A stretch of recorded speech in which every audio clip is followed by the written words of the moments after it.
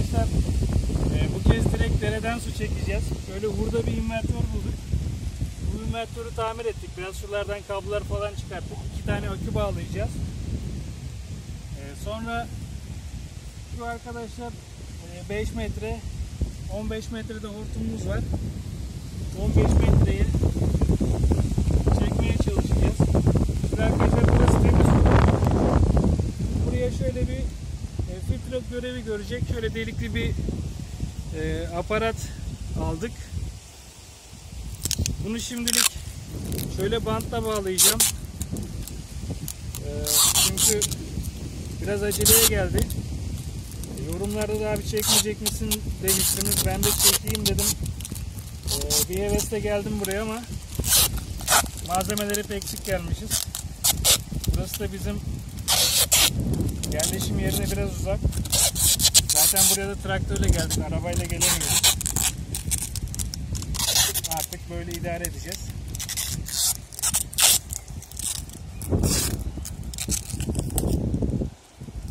Bunu bantladık. Suyun içerisine atıyorum ben.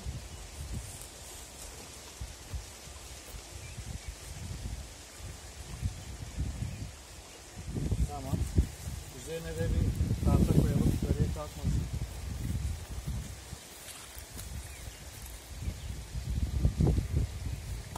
Tamam. Şimdi arkadaşlar şu borumu yayacağım. Borumu yaydıktan sonra artık suyu dolduracağız.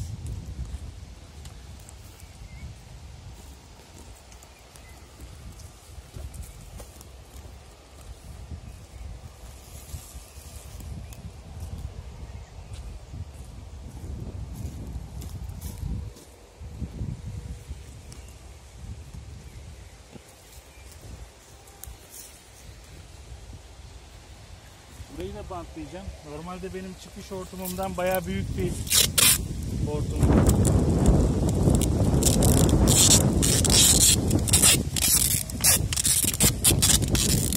Buradan büyük bir ihtimal kaçıracak ama yapacak bir şey yok şu an. Elimizde olan hortum bu. Aslında buraya bir parmak bir hortum almak lazımdı. Bizim aldığımız hortum biraz daha fazla.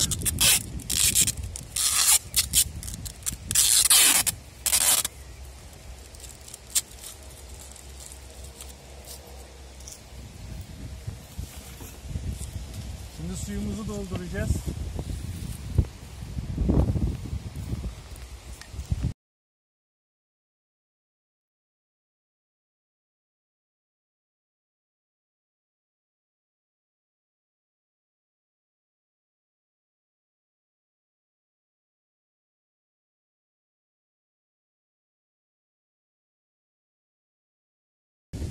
Hava yok. Şimdi vanamızı kapatıyoruz. Böyle. Şimdi invertörümüzü devreye alacağız. Burada şöyle kırmızı artı kablomuzu bağlıyoruz. Eksi kablomuz bağlı. Şimdi 24 olması için şuraya bir bağlantı yapacağız. İnvertörümüz de burada. Çalıştırdığımız zaman ötüyor ama hiçbirinde ışık yanmıyor. İnşallah çalışır. Buraya kadar geldik. Elimiz boş dönmeyiz inşallah. Evet. Şu an her şeyimiz hazır.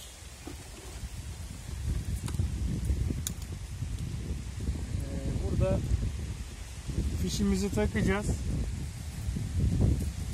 Ve suyu çekmeye başlayacak inşallah.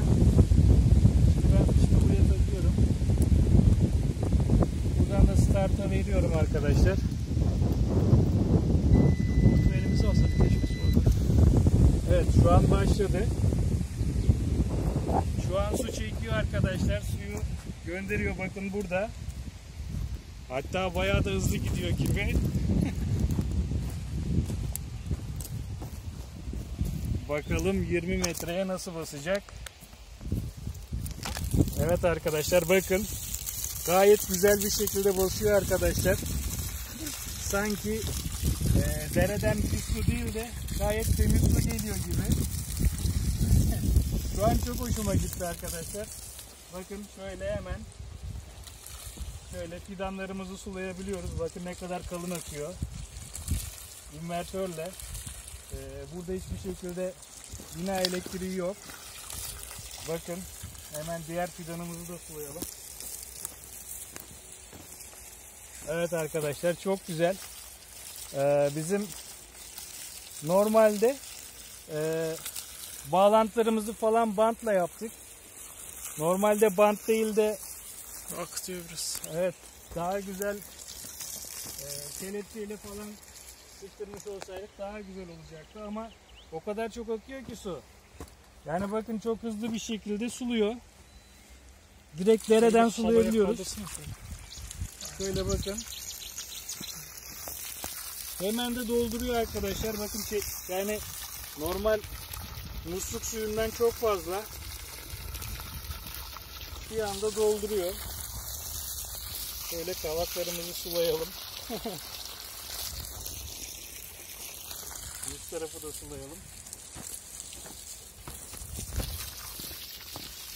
Çok güzel arkadaşlar. Çok güzel bir şekilde bahçemizi sulayabiliyoruz. Şimdi arkadaşlar bazı arkadaşlarımız kaç amper çekiyor diye sormuşlardı. Şimdi amperini ölçeceğiz. Bakın buralarda kaçırıyor. Kaçırmasına rağmen gayet güzel. Şimdi ben kapatıyorum. Hatta ilk önce fişimi çekeyim. Sonra invertörümü kapattım. Şimdi akımını ölçeceğiz arkadaşlar. Benim ölçü aletim 10 amper ölçüyor. Şöyle akım konumuna aldım. Burada şurada şöyle kablomu zaten tam olarak bağlamamıştım. Buraya şöyle güzelce bağlayacağım.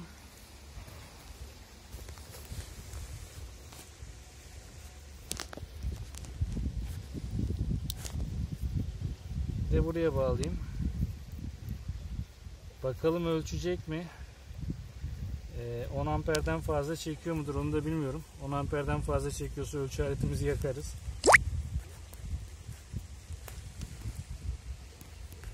Şöyle bir de bantlayayım ben, ne olur ne olmaz.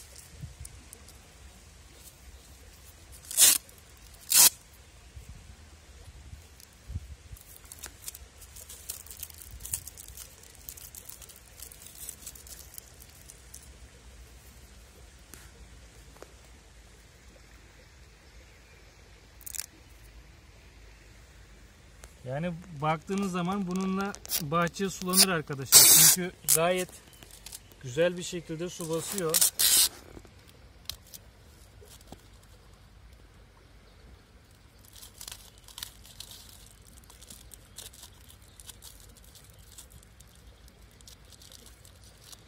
Şimdi arkadaşlar çalıştıracağım. Şöyle şunu akım konumuna alayım. 10 amper konumunu aldım. Şöyle size doğru çevireyim. Şimdi invertörümü açıyorum. Fişimi de takmak üzereyim. Evet, fişimi taktım. Evet arkadaşlar, şu an suyu basıyor. Şu an arkadaşlar bizim akümüzden 6 amper çekiyor arkadaşlar. 5.95. Bizim bu akülerimiz 20 amperlik. Yani 4 saat, yani 3 saat boyunca bununla tarlanızı sulayabilirsiniz. Çünkü kayıplar falan olur. Normalde 20'yi 5'e bölsek 4 saat eder. Ama biz 3 saat sürekli bununla bahçemizi sulayabileceğimizi düşünüyorum. Yeniden ben suyun ucuna bakayım. Bayağı buraları suladı.